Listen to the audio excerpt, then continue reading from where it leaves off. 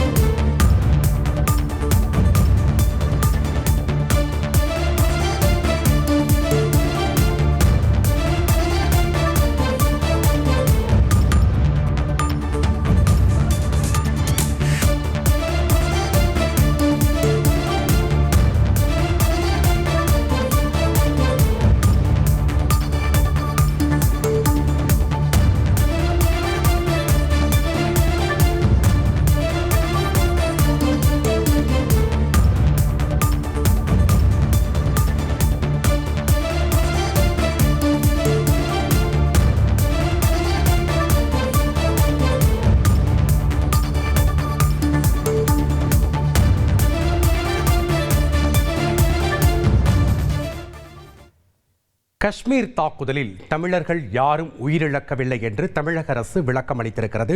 விவரங்களை வழங்குகிறார் செய்தியாளர் ரமேஷ்.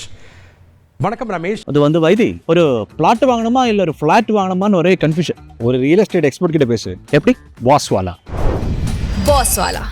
Be the pass.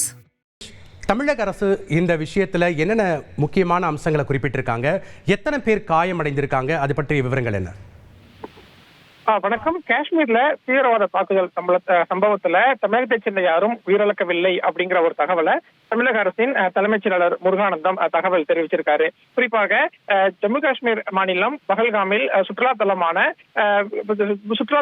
இருக்கக்கூடிய சம்பவ இடத்துல பயங்கரவாத தாக்குதல் அப்படிங்கிறது நேற்று மதியம் நடைபெற்றது. இந்த தாக்குதல்ல 26 பேர் உயிரிழந்ததாக தகவல் வெளியாகியிருந்தது. பலர் படுகாயம் அடைந்திருக்கிறார்கள் அப்படிங்கிற செய்தியும் வெளியிருந்த சூழல்ல இந்த 26 பேர்ல தமிழகத்தைச் சேர்ந்த சிலரும் சிக்கியிருக்கலாம் அப்படிங்கிற ஒரு தகவல் அப்படிங்கிறது நேற்று தெரிவிக்கப்பட்டது. முதலமைச்சர் மு க ஸ்டாலினும் உடனடியாக இதற்காக குழு அமைத்து தமிழர்கள் யாரேனும் சிக்கியிருக்கிறார்களா என்பது குறித்தெல்லாம் கண்காணிப்பதற்காக உத்தரவிட்டிருந்தார். இந்த சூழல்ல அரசு அதிகாரிகள் அங்க இருக்கக்கூடிய களச்சூழலை எல்லாம் தெரிந்து கொண்டதற்கு பிறகு இப்போது தமிழக அரசு சார்பில் தலைமைச் செயலாளர் ஒரு தகவலை வெளியிட்டிருக்காரு. அது என்ன அப்படின்னா, காஷ்மீர் தீவிரவாத தாக்குதல்ல தமிழகத்தைச் சேர்ந்த யாரும் உயிரிழக்கவில்லை அப்படிங்கிற தகவலை தெரிவிச்சிருக்காரு.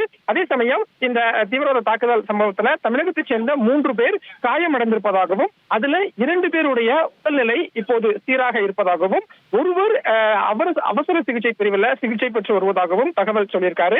அதே மாதிரி டெல்லியில் உள்ள தமிழ்நாடு அரசு அதிகாரிகள் பாதிக்கப்பட்டவர்களுடன் தொடர்பு கொண்டு பேசியதாகவும் தலைமைச் செயலாளர் தகவல் தெரிவிச்சிருக்காங்க. தமிழ்நாடு அரசின் சிறப்பு அதிகாரிகள் குழு இன்று மாலை காஷ்மீர் சென்றுவாங்க.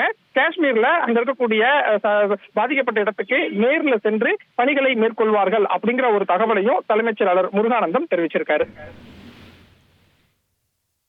நன்றி ரமேஷ்குமார், உங்களுடைய முழுமையான விவரங்களுக்கு.